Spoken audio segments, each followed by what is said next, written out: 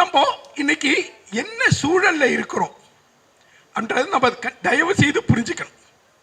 எல்லாருக்கும் தெரியும், ஆனா என்ன செய்யறோம் அப்படின்றப்ப நம்ம நிறைய சிந்திக்க வேண்டியிருக்கு. இன்னைக்கு ஒரு கண்டமாண்ட தமிழன், உலகத்து மொழிக்கெல்லாம் மூலமான மொழி தமிழ் மொழின்னு உலகமே ஒத்துக்குது. நம்ம ஒத்துக்கல, உலகமே ஒத்துக்குது. ஆனா இப்படிப்பட்ட ஒரு தமிழன் இன்னைக்கு நாடற்று போயிருக்கிறோம். ஒரு மாநிலம், அந்த மாநிலத்திலும் நமக்கான இருப்பும் நமக்கான உரிமையும் பறிக்கப்படுகிறது என்பதனை நாம் எப்போது உணரப் போகிறோம்? நண்பர்களே, நமது இயற்கை அழிக்கப்படுகிறது, உழவு அழிக்கப்படுகிறது, மழை அழிக்கப்படுகிறது, கடல் புடுங்கப்படுகிறது. நாடும் நம்மை விட்டு போகிறது. வட இந்தியர்களின் இறக்குமதியா, நான் அதை இறக்குமதி என்று சொல்கிறேன். காரணம், இது திட்டமிட்ட சதியாக இல்லாமல் இந்த தொடர் வண்டியில் ஆயிரக்கணக்கானவர்கள் சீட்டெடுக்காமல், சீட்டெடுத்து பயணம் செய்பவர்கள் இருக்கையில் அமர்ந்து கொண்டு வருகிறார்கள் என்றால், இந்த ரெண்டு அரசும் வேடிக்கை பார்க்கிறது என்றால் இது திட்டமிட்ட சதி இல்லாமல் வேறு என்ன? தம்பி பாரி சொன்னதில் எனக்கு ஒரு கருத்தில் மிக அதிகமான உடன்பாடு உண்டு. தமிழ் தேசியம் பேசும் நாம் சில இடங்களில் உட்கூறுகளில் முரண்பாடு இருக்கலாம், இருக்கும். இல்லாவிட்டால் அது அடிமைத்தனத்துக்கு சமமானது. நேற்று கூட ஒரு அழைப்பை குழுவில் போட்ட போது ஒரு நண்பர் பதில் அழைப்பிருந்தார். நாங்கள் அவசியம் வந்திருப்போம், பாரிசாலன் அல்லவா பேசுகிறார் என்று சொல்லி அவர் விரும்பும் ஒரு தலைவரை, நாம் எல்லோரும் விரும்பும் தலைவர் தான், இல்லை என்று சொல்லவில்லை, ஒரு தலைவரை அவர் திட்டிக் கொண்டு இருக்கிறார் அப்படின்னு நான் பதிலளித்தேன். அவர் திட்டிக் கொண்டு இருப்பதாய் நான் பார்க்கவில்லை. சில இடங்களில் கருத்து முரண்படுகிறார். ஒரு உண்மையான வளர்ச்சி என்றால் உட்கூறுகளை நாம் கலந்தாய்வதுதான் உண்மையான வளர்ச்சி. நான் மேலாண்மையில் தொழில் புரிபவன், மேலாண்மையில் ஆலோசகராக இருப்பவன். நான் மேலாண்மை துறையில், எங்கள் துறையில் நாங்கள் சொல்வோம் பாசிட்டிவ் கான்ஃப்ளிக்ட் என்று சொல்வோம். பாசிட்டிவ் கான்ஃப்ளிக்ட், பாசிட்டிவ் கான்ஃப்ளிக்டை நாம் வளர்க்க வளர்க்க தான் என்னவாகும்? நமக்கான சிந்தனை தெளிவு பெறும், பயணம் இனிதாகவும் சிறப்பாகவும் இலக்கை நோக்கி போகும். எனவே இதில் நாம் துவண்டு விட வேண்டியது இல்லை, தம்பி துவண்டு விட வேண்டிய அவசியமே இல்லை. நாம் சரியான பாதையில் போய் கொண்டிருக்கிறோம். இதுவா ஈவேரா என்று வைத்து இருக்கலாம் என்று. ஆனால் நான் உண்மையில் வைத்த தலைப்பு தம்பிக்கும் தெரியும், என்னவென்று கேட்டால் மகிழ்ச்சி அடைவார். அறிவே இல்லாதவர் பகுத்தறிவு தந்தையா என்பதுதான் தலைப்பு.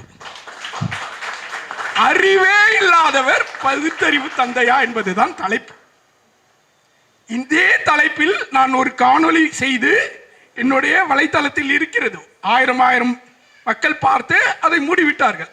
நம்ம தான் உணர்வு பேசினா, ஈழம் பேசினா, தலைவரை பத்தி பேசினா மூடிடுவாங்களே. தம்பி தான் சொன்னாரு, இல்ல ஐயா நீங்க திருப்பி தொடருங்க, தொடர்ந்து நடத்துங்க அப்படின்னு ஒரு மனசோர்வோடு தான் அதை தொடர்ந்து திருப்பி பதிவேற்றுக்கிட்டு இருக்கேன். இதே தலைப்புல தம்பி பாரிசாலனை என்னுடைய பிறந்த நாள் அன்று நான் ஒரு 3 வருஷத்துக்கு முன்னாடி நினைக்கிறேன், எனது இல்லத்திற்கு மேலேயே என்னோட அலுவலகம், அங்க கூட்டம் போட்டோம், கூப்பிட்டு இருந்த இதே தலைப்பில் அவர் பேசினார். அறிவே இல்லாதவர் பகுத்தறிவு தந்தையான்ற. நண்பர்களே,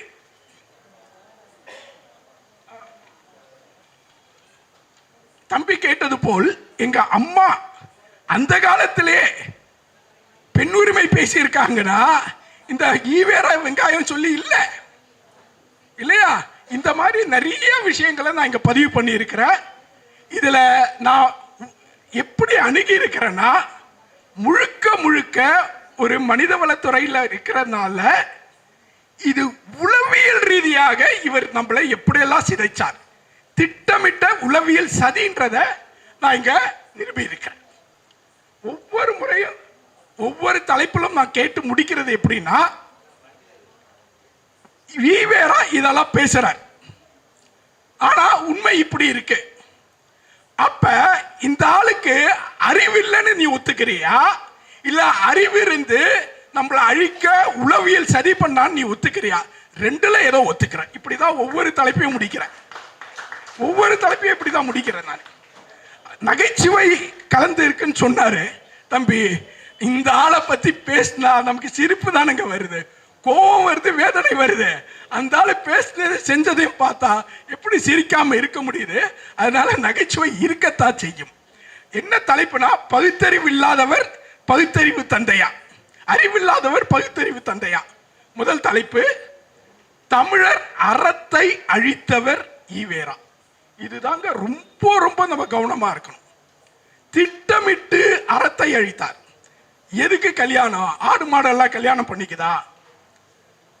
என்னது சிற்றுண்டு ரொம்ப சரியா ஹோட்டல்ல, இதுதான் அவர் சொல்றது, ஹோட்டல்ல நமக்கு பிடிச்ச உணவுன்ற மாதிரி தான் நம்ம இல்லறத்துக்கு அப்பாற்பட்டு உறவு வச்சுக்கிறது. இதெல்லாம் எழுதியிருக்காரு அவர். எனக்கு என்ன தோணுச்சுன்னா, நான் தமிழர் தலைவர் அந்த புத்தகத்தையும் படிச்சுட்டேன், எல்லாத்தையும் படிச்சுதான் ஆய்வு பண்ணி தான் இதை எழுதினேன் நான். அவரு இதெல்லாம் எதுக்கு செஞ்சிருப்பாருன்னா, ஒரு மார்க்கெட்டிங்கா பண்ணியிருப்பாரோன்னு பண்ணி தோணுது. உங்களுக்கு புரியுதா? ஏன்னா இதெல்லாம் பண்ண தானே அவரு சினிமாலே அங்க காட்டியிருக்காங்க, கணக்கு பார்க்குற மாதிரி சத்யராஜ் இல்லையா? அந்த காட்சிகள்லாம் வந்துட்டு இருக்கு, தமிழர் தலைவர் புத்தகத்திலையும் எழுதப்பட்டு இருக்கு. அதுக்காக செஞ்சிருப்பாரோன்னு தோணுது. இதெல்லாம் எல்லாமே திட்டமிட்ட சதி அப்படின்றது ரொம்ப தெளிவா நான் இங்க ஒவ்வொரு இடத்துலயும் நிறுவி இருக்கிறேன். முட்டாள்தனம் என்பது உளவியல் சதின்றத சொல்லி இருக்கிறேன். ஒரு உளவியல் சதின்னு ஒரு இயலை எழுதி இருக்கிற. பெண் விடுதலை பேசினாரா பெரியார்? அது எந்த அளவுக்கு அவ்வளவோ மோசம், அவ்வளவோ போலி. அவர் பெண் விடுதலை அல்ல, பெண் அடிமைத்தனத்தை தான் வளர்த்தார் என்பதனை நிறுவி இருக்கிற. ஆரியத்தை பொய்க்கேடயமாகத்தான் அவர் ஏந்தி நம்மளை சீரழிச்சார்ன்றத சொல்லி இருக்கிற. தமிழ் தேசியம் என்றால் என்னன்றத ஒரு தலைப்பு போட்டு ரொம்ப தெளிவாக எழுதியிருக்க. ஐயா மணியரசனும் அதை மிக பாராட்டினாரு. அப்புறம் கேள்வி பதில், உங்கள்கிட்ட கேள்விகள் வைத்தா நீங்க என்ன பதில் சொல்லலான்றதுக்கான ஒரு இதுவும் இருக்குது. தடமாறுகிறதா பெண் உரிமை போர், இப்படி தலைப்புகள்ல தான் இதை எழுதி இருக்கிறேன். எனக்கு தம்பியிடம் எனக்கு ரொம்ப பிடித்த ஒரு விடயம் என்னவென்றால், நான் சொல்வேன், பெரிய கூட்டம் இருக்காது, சின்ன கூட்டமாகத்தான் இருக்கும். வந்துடுறங்களா? அதுக்கு என்ன நான் வந்துடுறேன்.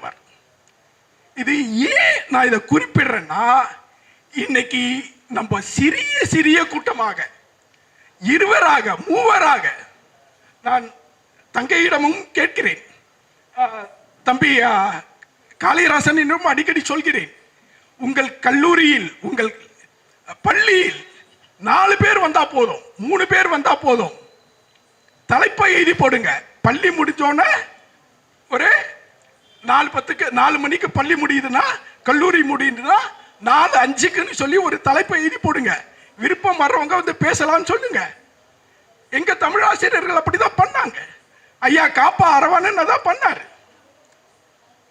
அப்ப ஆர்வம் உள்ளவர்கள் வருவார்கள். 4 பேர் 3 பேரா பேசுங்க. இந்த சிறு சிறு குழுக்கள் தான் உண்மையான வீரியமான விதைகளாக வரப்போகிறது.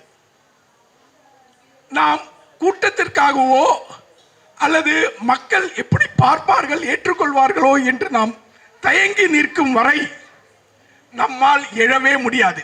காரணம், எதிரிகள் நம்மை விட பன்மடங்கு வேகமாக நமக்கு குழி தோண்டி கொண்டிருக்கிறார்கள் என்பதனை உணருங்கள் நண்பர்களே.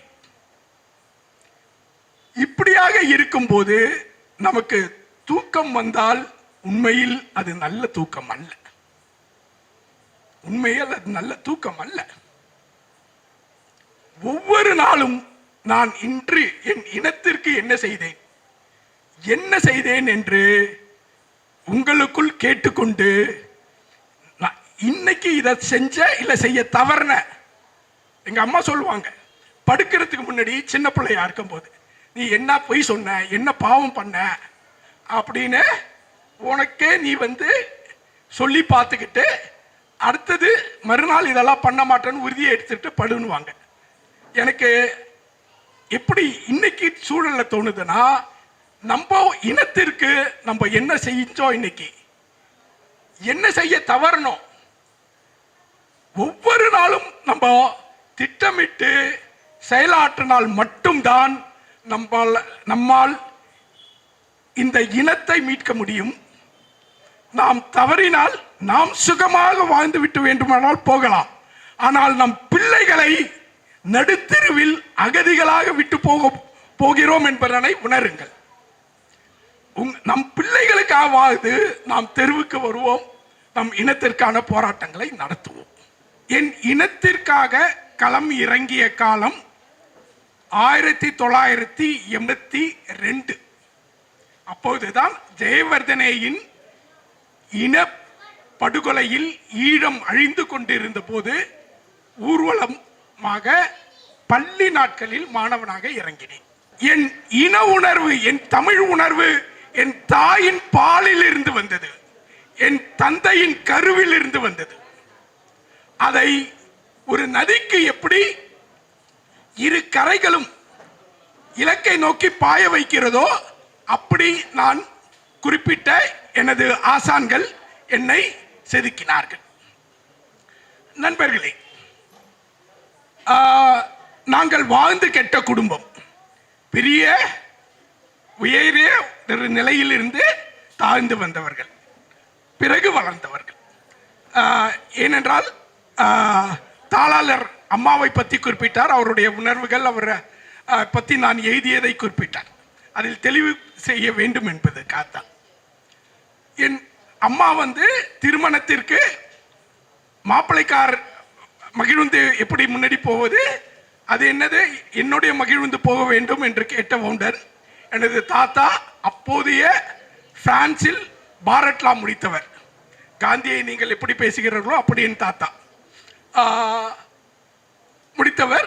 அதுக்கு என்ன ஆகி ஓ வண்டியே போட்டோம் அப்படின்னு சொன்னாங்க. அது வந்து ஆணை விட உயர்வானவன் என்பதற்கு அல்ல. தம்பி பாரி சொன்னது போல் என் அம்மா எனக்கு அடிக்கடி சொன்னது, கற்பென்று சொன்னால் அதை இருதரப்பிற்கும் நடுவில் வைப்போம். இதை அடிக்கடி சொல்வாங்க. இதெல்லாம் என் மனதில் ரொம்ப ஊறியது. முதல் நூலாக தம்பி காளிராஜன் அவர்கள் முனைவர் பட்ட ஆய்வாளர் முடிக்கும் தருவாயில் இருக்கிறார். எனக்கு ஒரு ஐயம் கூட தோணுச்சு, புத்தகத்தை யாரும் வாங்க விட மாட்டார் போல இருக்க அப்படின்னு. அத்தனை புத்தகத்தில் இருக்க எல்லாத்தையுமே சொல்லி முடிச்சிட்டார் கிட்டத்தட்ட. அந்த அளவுக்கு விரிவாக புத்தகத்தை படித்து அந்த புத்தகத்தின் உள்ளடக்கத்தை கிட்டத்தட்ட முழுமையாக கொண்டு வந்து நம்மிடம் சேர்த்து இருக்கிறார். அவருக்கு எனது பாராட்டுகளும் நன்றியும். தம்பி சுபாஷ் அவர்கள், நான் எதிர்பார்க்கவே இல்லை, சின்ன பையன் ஆனால் பெரிய காரியம். மிக சிறப்பாக இரண்டாவது பாகத்தை மிக இயல்பாக அருமையாக ஆய்வு செய்து உங்களிடம் கொண்டு சென்றார். எனக்கே வந்து ரொம்ப பெருமையா இருந்துச்சு, மகிழ்ச்சியா இருந்துச்சு. அவருக்கு எனது பாராட்டுகளும் நன்றியும். ஐயா காளிராசன் அவர்கள் புத்தகத்தை திறனாய்வு பண்ணும்போது எல்லா கவிதைகளையும் சொல்ல முடியாது என்றாலும் சில வரிகளை மிக அழகாக ஆழமாக கொண்டு வந்தார். அதற்கு என் நன்றிகளும் பாராட்டுகளும். மிக நேர்த்தியாக அந்த புத்தகத்தை உங்களிடம் அந்த புத்தகத்தை வாசிக்கும் ஒரு சுவையை கொடுக்கும் அளவுக்கு அவர் செய்திருந்தார். மிக்க மகிழ்ச்சி. அடுத்து தம்பி கிட்டு, அன்பு கிட்டு, ஒரு 2-3 முறை தான் சந்தித்து இருக்கிறோம். ஆனால் தமிழ் தேசிய சிந்தனையில் மிக ஆழ்ந்தமான ஒரு நபர் என்பது நன்கு எனக்கு